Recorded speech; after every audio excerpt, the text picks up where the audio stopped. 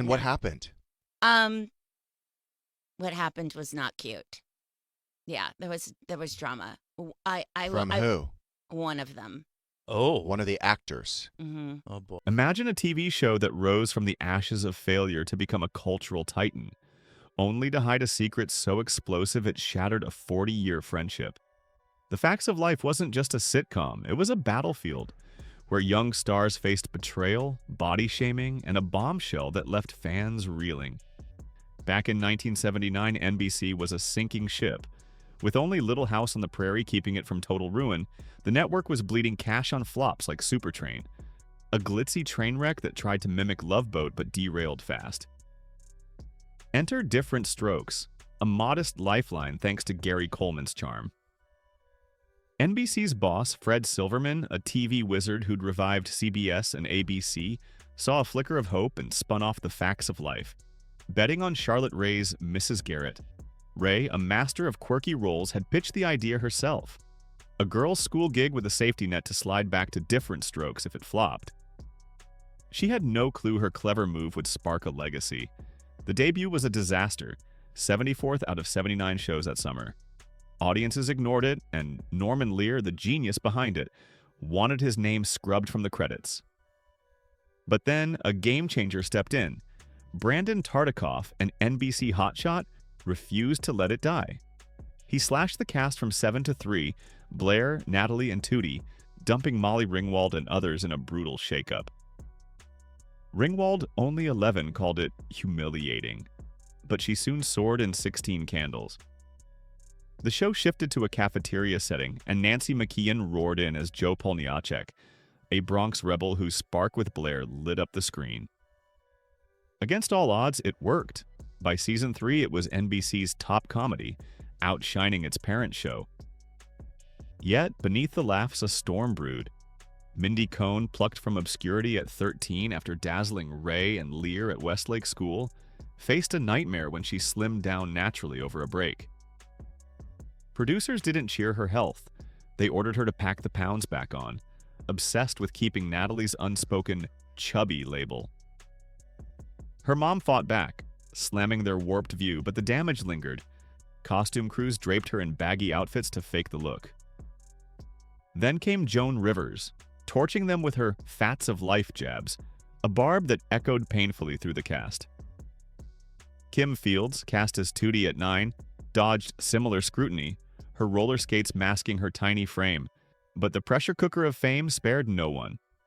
Fast forward, and the cast's lives are a roller coaster of drama and redemption. Charlotte Ray's passing in 2018 hit like a thunderbolt, a tragic loss that reunited the crew in grief. She'd been their rock, her career savvy leaving her a multi-million-dollar estate. Think LA properties and vintage rides like a Mercedes-Benz.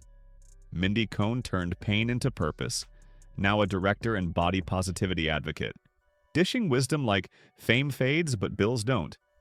A nod to her financial smarts.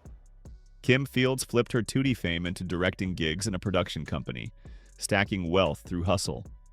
Nancy McKeon, ever the private Joe, kept acting, her steady roles hinting at a comfy nest egg. Their past struggles, body image battles, public jabs, forged paths to resilience and riches. The show itself was a financial phoenix for NBC, rising from near cancellation to a goldmine with syndication and ad dollars pouring in. Lear, who'd snubbed it, cashed out $30 million. Its bold takes on racism, eating disorders, and more, episodes so raw Lisa Whelchel once bowed out, kept viewers hooked, while that earworm theme by Alan Thicke sealed its place in history. From a network on the ropes to a cast defying the odds, The Facts of Life proves one thing. When the stakes are high, reinvention and grit can turn the tide.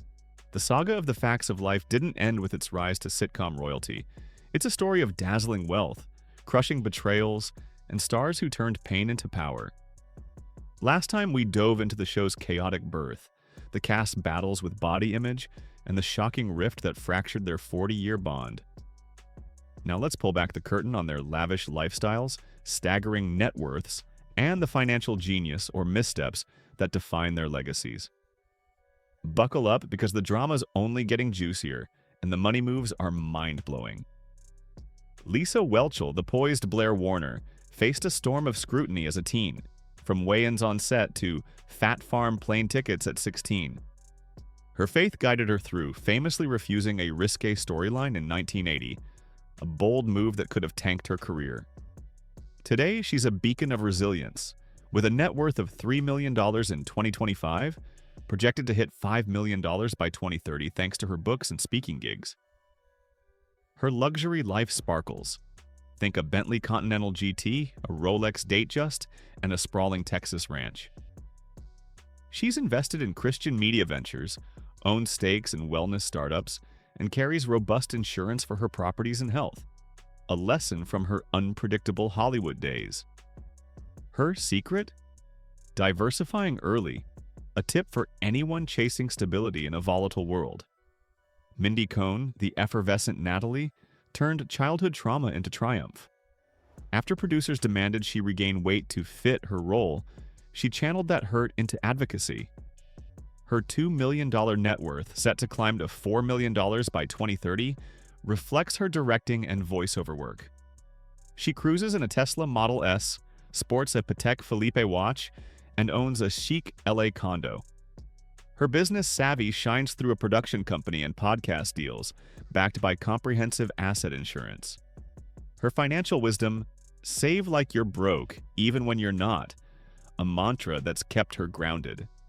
Kim Fields, the roller skating tootie, dodged the body-shaming bullet but not the grind of fame.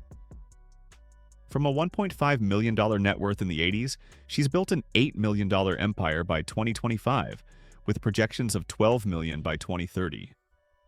Her Atlanta mansion, private jet share, and Mercedes-Maybach scream success, paired with an Audemars Piguet Royal Oak. Her production company, directing credits, and real estate flips show her hustle, while insurance on her assets and career protects her wealth. Her advice? Bet on yourself, but always have a backup.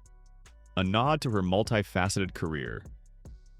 Nancy McKeon, the tough-as-nails Joe, kept her life private, but not her ambition.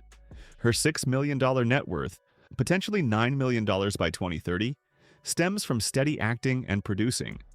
She rolls in a Range Rover, wears a Cartier tank, and owns a Malibu beach house. Her investments in indie films and a stake in a fitness brand show her grit with insurance covering her health and properties. Her takeaway? Stay consistent. Flash fades, but work lasts. A principle that's kept her relevant. The cast's reunion dreams crashed in 2022 when one star, fans point to Whelchel, pitched a solo spin-off, shattering their unity. Norman Lear's death in 2023 sealed the rift, leaving Cohn, Fields, and McKeon to mourn their mentor and their bond. A 2024 Drew Barrymore show appearance minus Fields fueled speculation, but their warm tribute to Charlotte Rae showed lingering love. Financially, they've soared. Whelchel's Christian ventures, Cohn's advocacy, Fields' empire, and McKeon's quiet hustle prove their past didn't define them. Their lesson for us? Build wealth with purpose, protect it fiercely, and never let betrayal dim your shine. From a near-canceled sitcom to million-dollar fortunes, the Facts of Life cast turned setbacks into comebacks. Their luxury cars, sprawling estates, and savvy investments paint a picture of triumph, but it's their resilience that steals the show. As their paths diverge, one question lingers. Can broken bonds ever mend, or is this Hollywood's final curtain call?